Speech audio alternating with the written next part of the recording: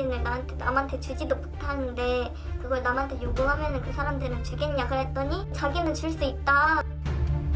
자신의 음란 사진을 보내며 여성에게 신체 사진을 요구한 남성이 있습니다. 아, 이게 뭡니까 이게? 입에 담기도 힘든 성희롱 문자도 서슴지 않고 보내는 그 본인에 대해서 모든 걸 알고 있었습니다. 아하.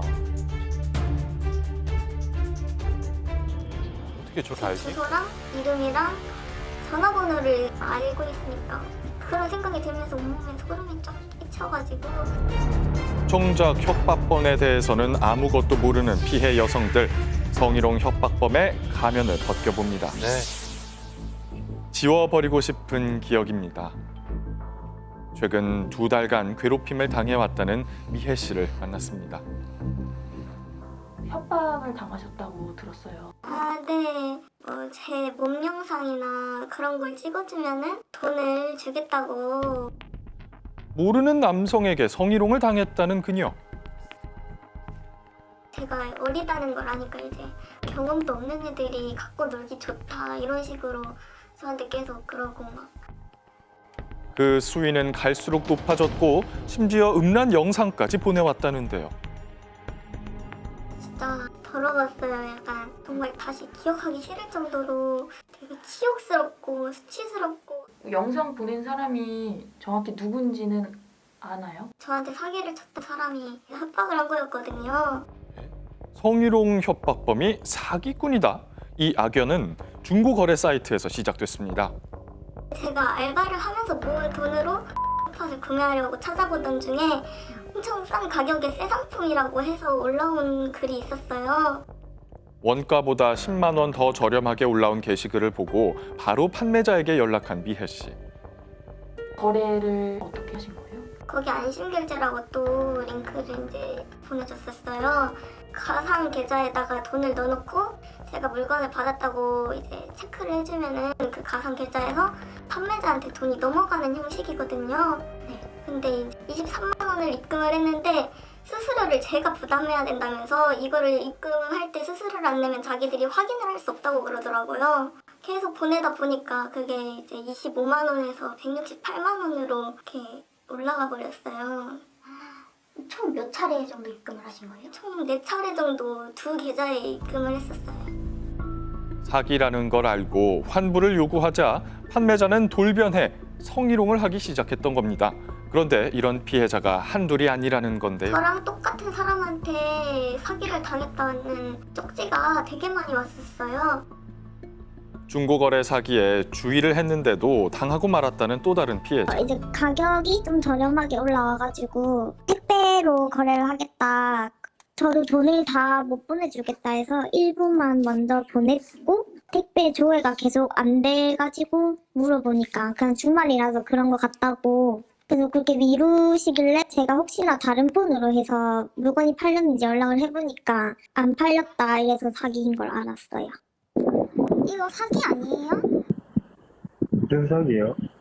저가 이거 어제 거래했고 지금 환불해달라고 문자를 보냈거든요. 지금 환불해주세요 바로.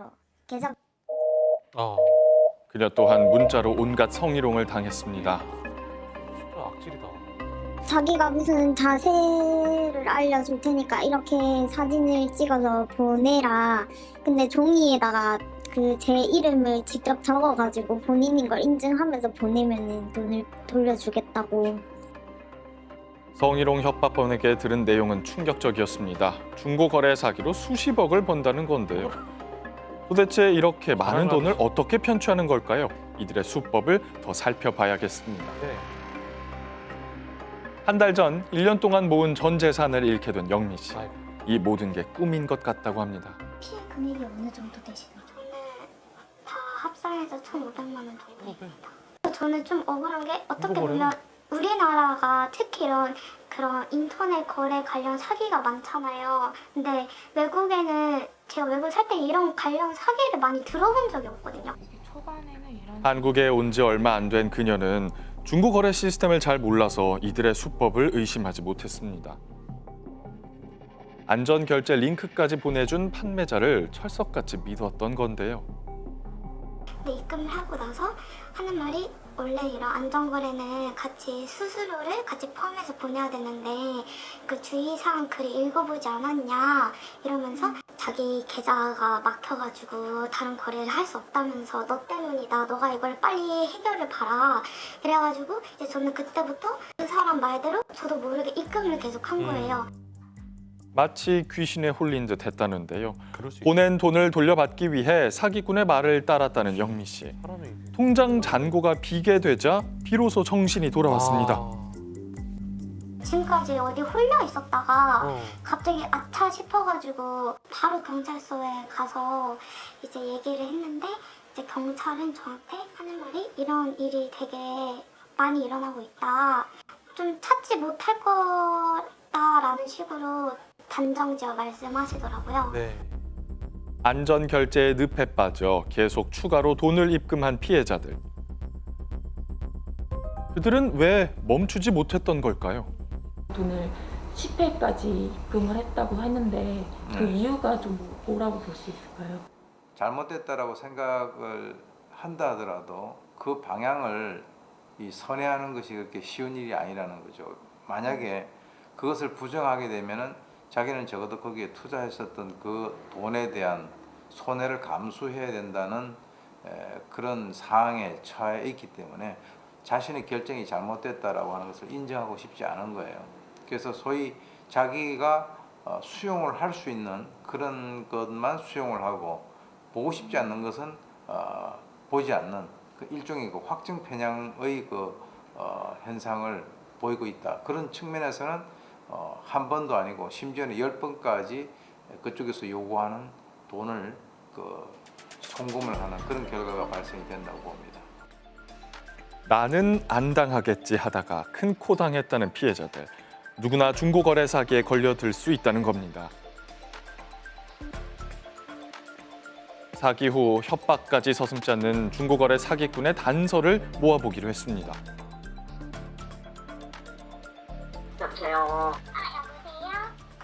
네, 안녕하세요. 아, 네, 저 좀 전에 백 산다고 카톡 드렸던 그 사람인데요. 제가 지금 일중이라 통화가 불편해서 그러는데요. 네네. 네, 문자로 문자 주세요. 회장님 물건 산다고 안 올렸어요. 아, 예, 맞습니다. 아니, 예약 좀 풀어달라고 하는데 왜 안 풀어주냐고. 또 제일 안 한다고. 뭘 안 한다고? 너 뭔데? 이 X야. 야, 이 X야. 야, 닥치라고. 네 한국 사람 맞나? 아. 사기꾼의 음성을 분석해봤습니다. 네.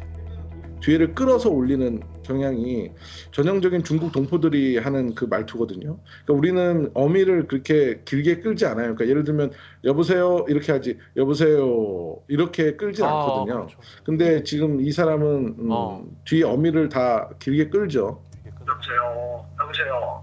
여보세요.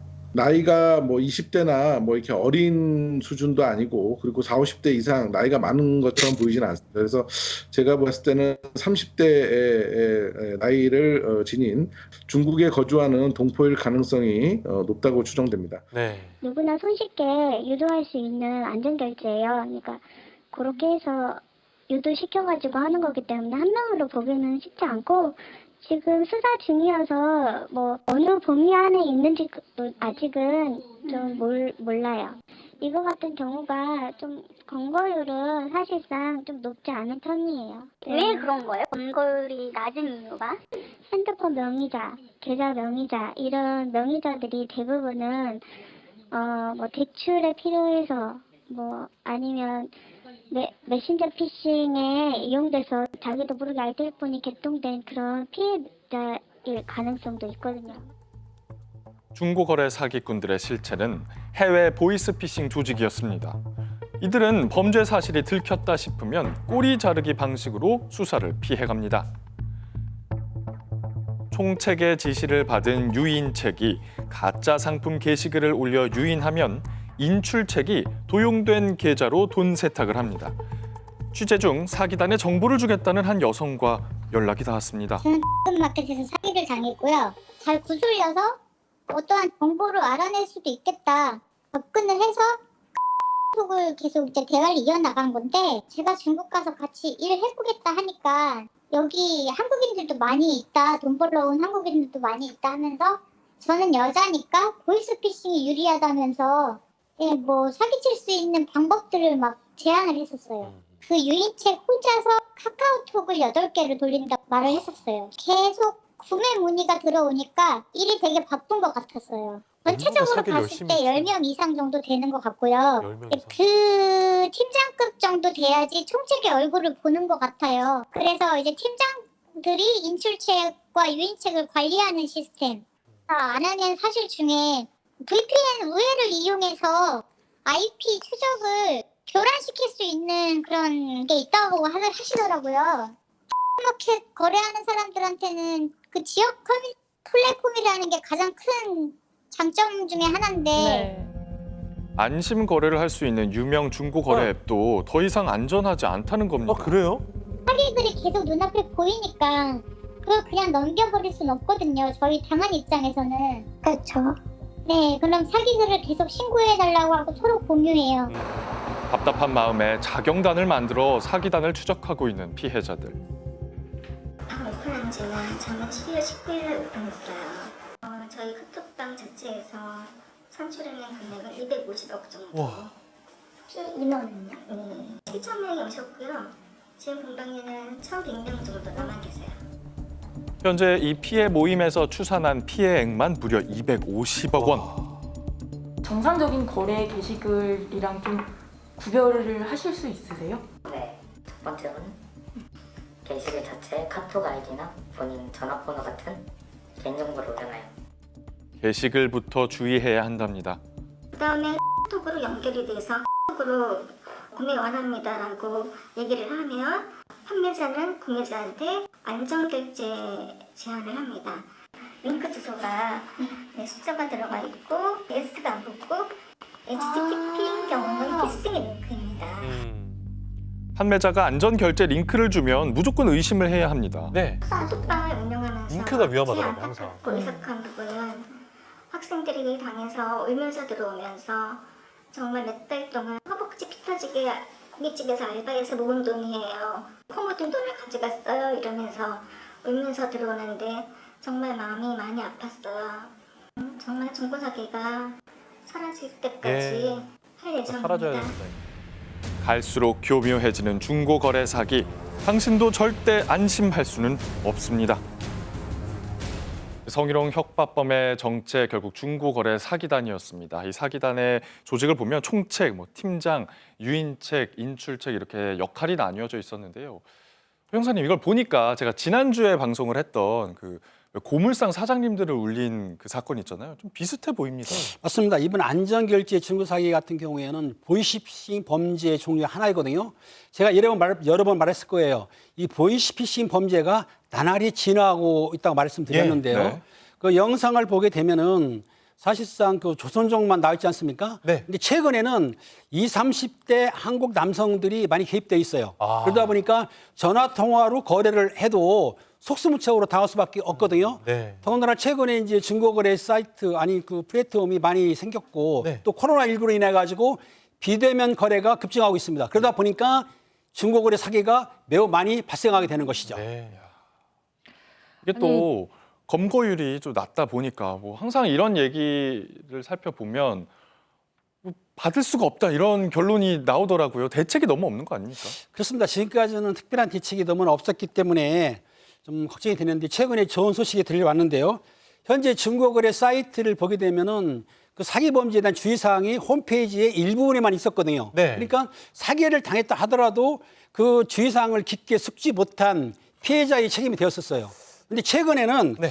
사기의 피해가 발생 시에 중고거래 플랫폼에게 피해 보상을 책임을 지우는 그렇지. 부여할 수 있도록 전자상거래법을 네네. 전면 개정할 거라고 공정위원회에서 20일 발표를 했거든요. 개정할 그렇다면 것이다. 네. 법이 개정이 됐다 그러면은 피해 발생이 많이 줄어들 거라고 생각이 듭니다. 네, 사기를 당한 것도 억울한데 조롱 당하고 성희롱까지 당하면 정말 너무 힘드실 것 같습니다. 모두 중고거래 사기 조심하셔야겠습니다. 중고거래 시 다음과 같은 수법들을 주의하시기 바랍니다.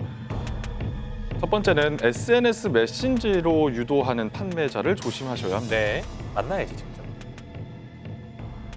둘째는 판매자가 보낸 안전 결제 사이트를 네. 확인하셔야 합니다. 링크 주소가 HTTPS가 아니면 가짜 안전 결제 시스템입니다. 안 눌러야 돼. 마지막으로 수수료를 핑계로 재입금을 유도한다면 당장 거래를 멈추셔야 합니다.